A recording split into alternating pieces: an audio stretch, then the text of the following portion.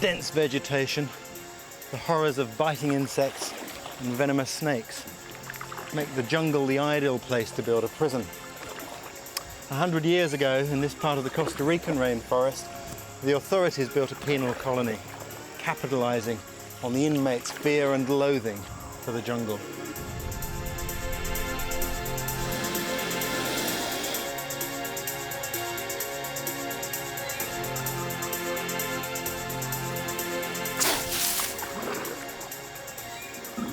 Every time I come to the rainforest, there's a fantastic sense of anticipation because the forest is the most wonderful place to be.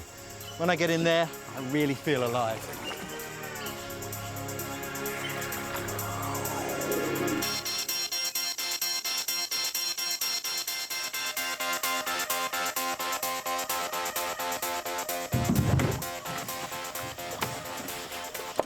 About 18 kilometers southwest of here, we've got a base camp.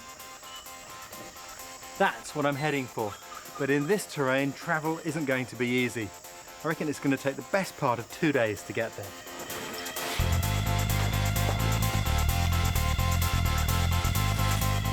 I'm due to meet an expert in jungle medicine at our base camp. I'm carrying all I need for the trek, but I'll also show you how it's possible to survive here with nothing more than a machete.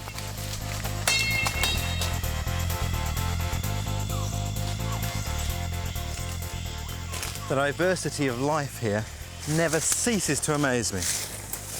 This palm is quite incredible. It has the ability to move its centre of gravity towards the light. That's why the locals call it the walking palm. And just down here, there's kapok. That can be really handy for lighting your fire. See this downy material from the seed case? If you collect some of that together and strike sparks onto it, hey presto, flames. I've come to the extreme southwest tip of Costa Rica in Central America, to a region called the Osa Peninsula, an area I've never explored before. This bit of jungle has been described as the most biologically diverse place on Earth, with at least 30 million different species of insects.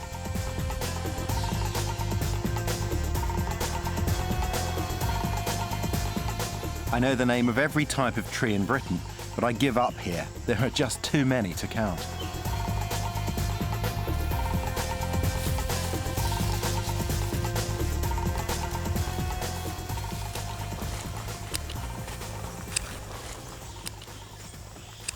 The only problem with navigating in rainforests is the trees. You can't see out. Have a look at the map and I'll show you what I mean. In this area here, there's over 100 square kilometres with nothing but trees, hills and the odd river. So how do I know where I am? Well, the way I do it is to maintain a thread back to where I started. And that thread is made by measuring the angles of the trails using my compass and measuring distance by counting my paces using this handy counting device. That means I know exactly where I am on the map. There are very few trails in the jungle and certainly none where I'm going. And if you get lost, chances are you'll never find your way out. I reckon I've come about 4.5 kilometres. That means that at this sort of pace, I should be in base camp by sometime in the early afternoon tomorrow.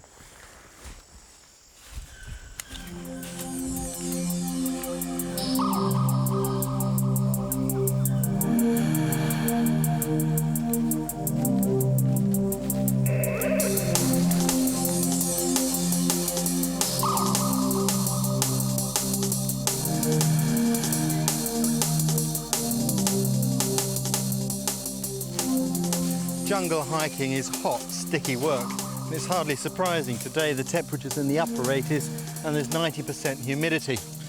So of course I'm sweating buckets, and when you sweat buckets, you've got to drink buckets. One of the old jungle tricks is to get water out of vines like this one.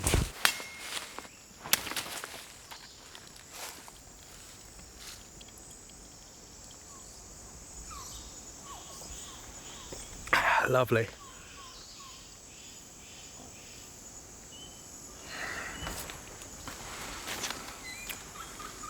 Not all vines can be used like this. What you have to check for is that the liquid that comes out of it is clear, not milky, not yellow, not red, but clear. It doesn't sting your hand, and when you taste it, it doesn't burn your mouth. If it meets all those criteria, it's safe to drink.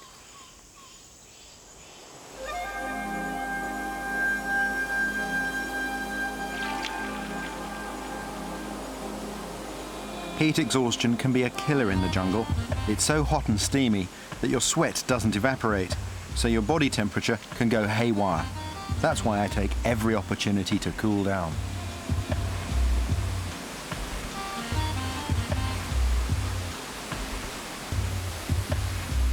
If your body temperature goes much above 40 degrees, you can suffer delirium and convulsions, fall into a coma, and even die.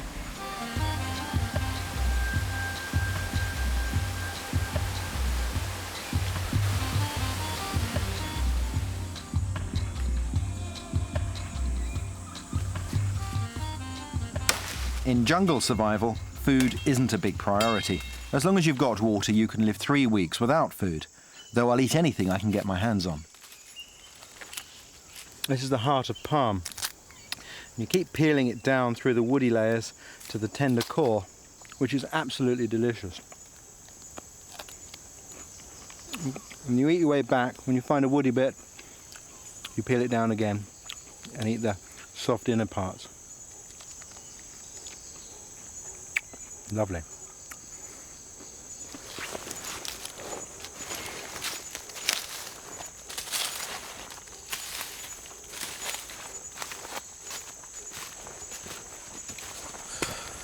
Well, that's been a windy old path, but I'm quite happy. I think I've come about 9 kilometres, which means it'll be an easy journey to get to camp tomorrow. But now, being about 4 p.m, it's time to set up camp before it gets dark. Because in the jungle, the sun seems to go straight out. It's like God turns off the lights. When I'm hiking in the jungle, I always use a simple system. A lightweight tarpaulin to keep the rain off, and a hammock to get me off the ground away from snakes and wild animals. The most important piece of equipment is a mosquito net. I've had malaria twice, a truly miserable experience best avoided. I always use insect repellents with high concentrations of DEET, as well as taking anti-malarial drugs. Oh, it's great. Lovely to take the weight off your feet at the end of a good day's hike. And unfortunately, I can't put my feet up just yet. I've got firewood to collect and dinner to put on. I can tell you something, I'm hungry.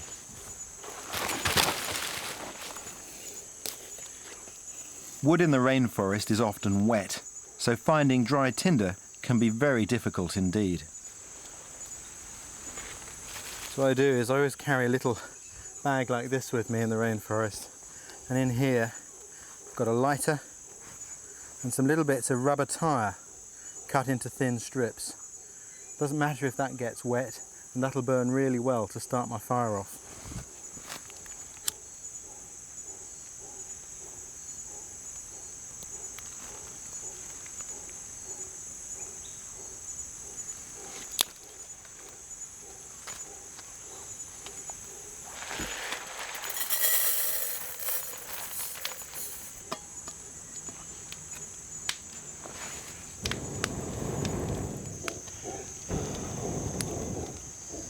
That amazing sound is a howler monkey. It's experiences like these that keep drawing me back to the rainforest. But of course, to the uninitiated, a sound like that, coupled with the gloom and darkness of the forest, can make the whole place seem intimidating. In fact, on my way in here, I met a Costa Rican park ranger who told me a very sad story about a husband and wife who came hiking in here not so long ago. They'd only been on the trail for about an hour and they decided to leave it and go into the forest. And their wife twisted her ankle. Well, only an hour from the ranger station, naturally, her husband set off back for help. But he made a critical error. He forgot to note down exactly where she was. It took them 3 weeks to find her. By then, she was dead.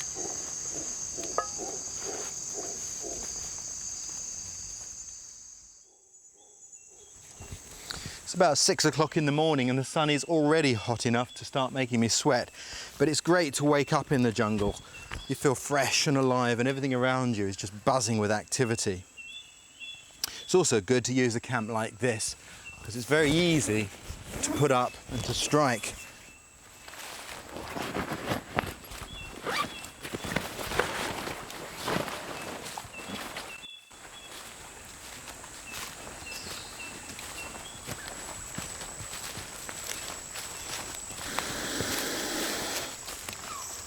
Fantastic, look at that boa up there.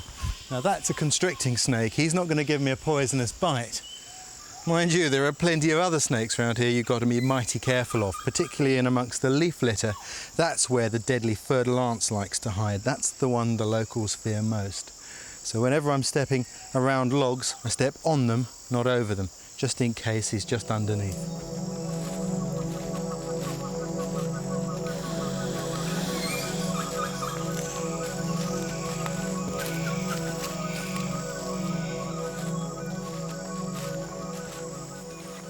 Well, here we are, base camp. Took me a bit longer to get here than I expected. Haha, my chance to get my own back. There's the crew. Look at them, sweethearts. Here are the box nets that they'll be sleeping in. And as you can see, they like to travel really light. Let's have a look over here. This is the living area to the camp. Oh yes, as I guessed, they're playing backgammon while I've been slogging through the rainforest. Lovely. Now here's a top tip for the rainforest. If you're going to go into the jungle, go with a doctor. This is Dr. John Walden. He's a specialist in tropical medicine with over 30 years of experience in the Amazon basin. Hi, John. Hi, Ray. How about a beer? Sounds perfect. Trust the doctor to come to the rescue. There you go. Great. We all ready? Yeah. Good. When many people think of the tropics, they think of tropical diseases. And they conjure up thoughts of the classic, the obligatory photo of a fellow whose scrotum was so big he had to carry it around in a wheelbarrow. And if not that, then something horribly disfiguring, something mutilating, such as yaws, gangosa. Then there are things out there that can get you, such as the much maligned kanjiru. This is a little matchstick-sized catfish. Has the nasty habit of swimming up in your urethra when you urinate underwater. You know, if you live long enough and travel far enough, about everything your mother ever told you comes true, you know. If you have the misfortune of having this actually enter your urethra, it's definitely not a good thing to have. Surgery most likely would be required. The way you keep from having this problem is, one, don't urinate under the water, and two, wear a tight bathing suit.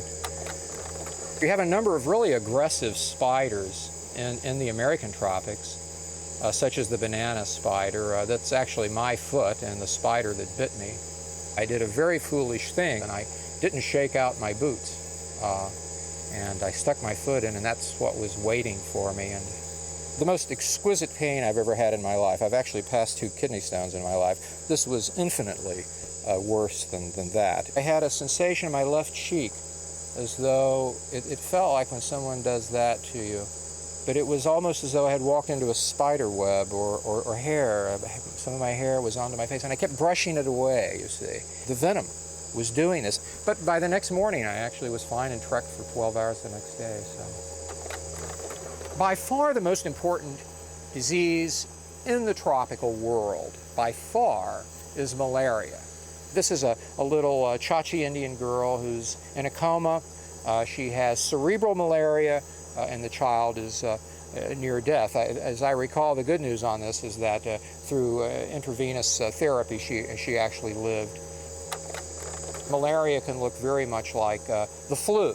The diagnosis must be made rapidly because you can go from being sick to severe headache to confused to a coma to death in short order. Fortunately, there are drugs that you can take. You can sleep in a mosquito net. That's a very good thing, because not only does a mosquito net actually keep the mosquitoes from you, they tend to keep bats from biting you. Vampire bats transmit rabies, for example, and sleeping in a mosquito net, unless it's right up against you, often will discourage the bats from making contact with your skin. Then, of course, you have snakes, you have ferret ants, you have bushmasters. The only thing I know to deal with snakes is this, is put a guide in front of you who was raised in the jungle, and if anyone can see the snake, that person will. You will not see the snake that's going to bite you.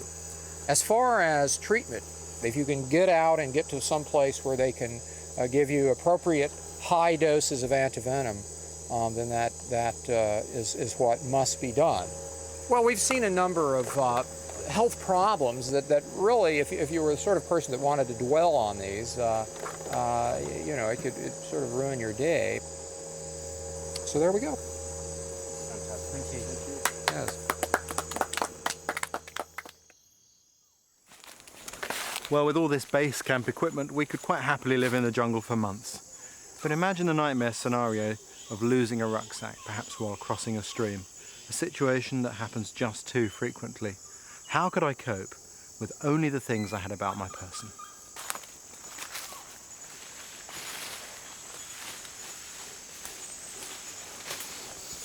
Well, I'm not on a day hike now. I've got to survive here. And the first rule of survival is to stop, think about your situation, and make a plan. Anything but panic. My basic plan is to stop here for the night and make a camp. And I reckon this bit of rainforest is going to give me everything I need. Without a machete, my chances of survival would be slim, and an ordinary knife is no substitute. Lianas like this are the natural rope of the forest. And I'm going to take this little one to help me tie my shelter together. I'm going to leave the big one up there so that we don't denude the forest.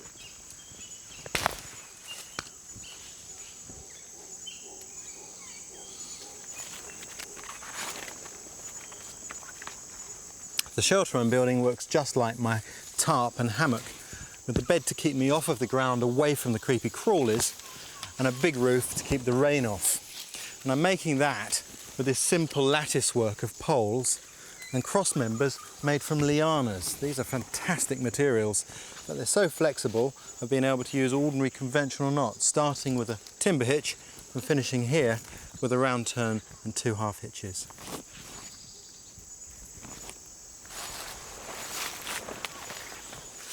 To thatch my shelter, I'm going to use these, the fronds from the sweeter palm. But I've got to be careful because the locals have told me that this is where you often find eyelash pit vipers.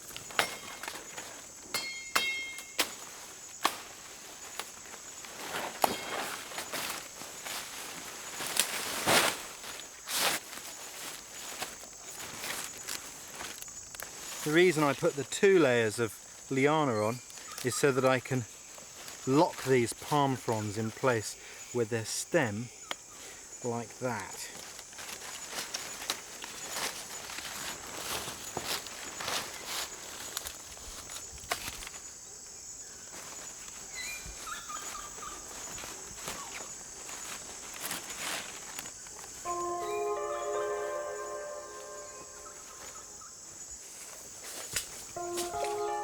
Jungle streams like this one are absolutely stuffed with life. There's a good chance I'll be able to pick up an easy source of protein, and hopefully my head net's going to prove it's got more than one use.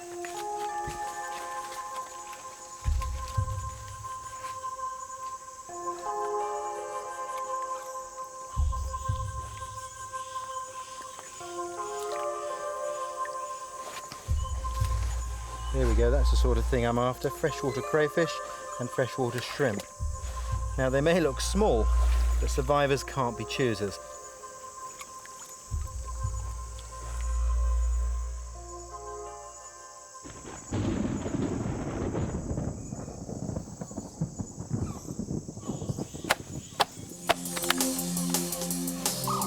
To make fire, all I need is bamboo.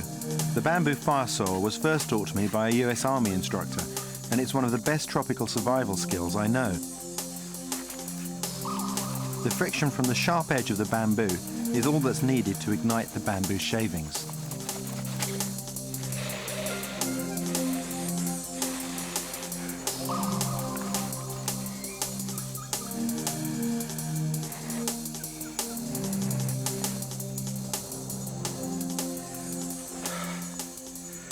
Sometimes you really got to work to get a fire, but it's always worth it because the fire lifts your morale, lifts your spirits, cooks your food, sterilises your water, and you can even signal with it.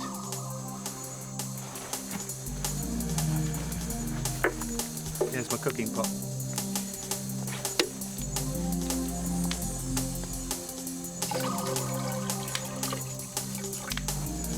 Time to cook these little fellas up.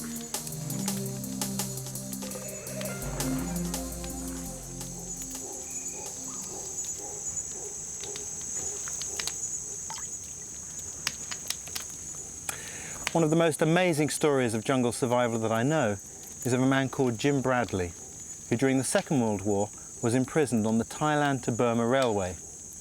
He had to overcome his fear of the jungle to escape from imprisonment, a journey that took him over 8 weeks.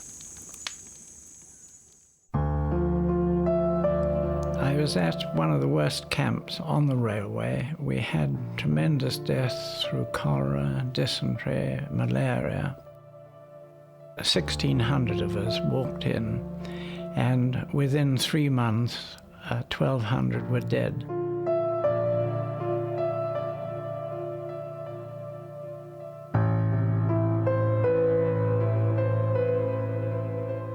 My colonel felt that we should try and escape, or someone should try and escape to bring this to the notice of the outside world.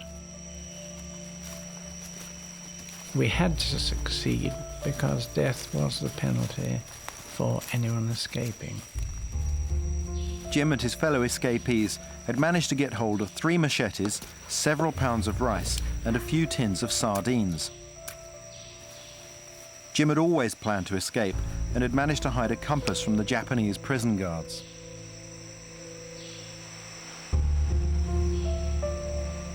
All we could do was cut a course westwards. We couldn't look for any valleys. There were no tracks to find. We just simply cut and cut westwards. We all had to agree verbally that if we became a casualty, we would have to be left. We had to leave one man who had become so infected with gangrene in his back, and he'd become delirious and walked out in the night. We looked for him back along the track, but obviously couldn't waste too much time, and so we had to implement this terrible agreement and leave him. He was a very brave man. This was not to be the only death. By the end of their 8-week struggle, 5 of the original 10 had died.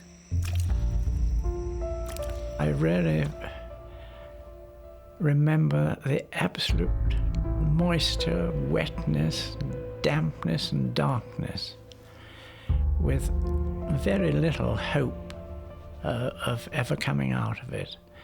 But we had to keep that hope going. Our worst problem, strangely enough, was bamboo. This was probably about 5 inches in diameter and very hard to cut through. The main injury were tropical ulcers. Ian Moffat, who was with us, if he had been within reach of medical help, I'm sure they would have amputated both legs. I think he was saved by the fact that maggots came into them and they ate the putrefied flesh. After 5 weeks, the soldiers had run out of food and were surviving on water alone. The constant wet had given them crippling trench foot, and it was becoming excruciating to walk. They also suffered blood-sucking leeches, impossible to stop from penetrating their boots and clothing. Towards the end, the soldiers discovered a river. Too weak to walk, they decided to build a raft from strips of blanket and bamboo. Unfortunately, the raft broke up in some rapids, and soon after, the men were discovered on the riverbank by Burmese hunters who betrayed them by selling them back to the Japanese.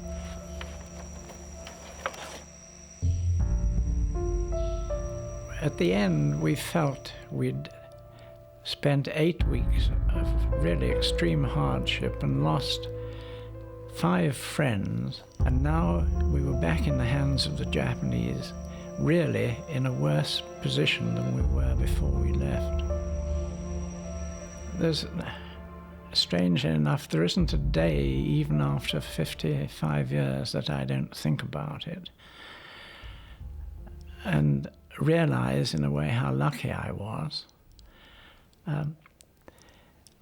I think I thought a lot in the jungle that if I got home, I would never expect anything as my right. And that I think I have kept to. Jim and his fellow survivors went on to endure 2 months solitary confinement in a Japanese prisoner of war camp. They were spared execution, partly because the Japanese had such respect for what these courageous men had managed to achieve.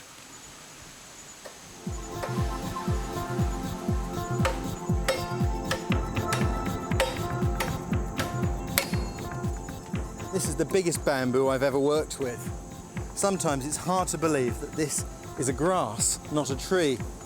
I'm going to use these giant grass stems to get out of the jungle.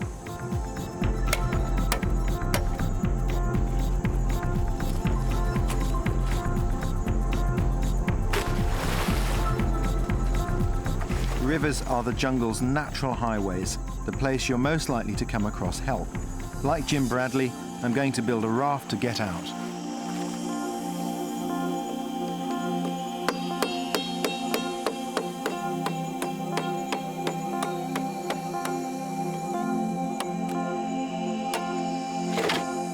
Bamboo is an excellent material for raft building. It's strong, light, and extremely buoyant.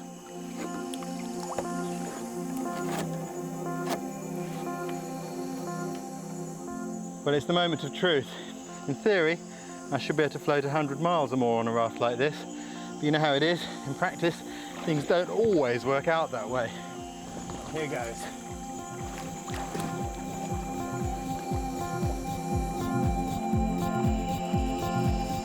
For me, the jungle is a very special place. Living here can be hard, but most people who spend time exploring the jungle become intoxicated by its mystery and lure.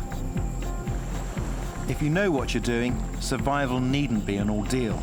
I find it exhilarating to be here because the jungle offers such an abundance of natural resources to work with.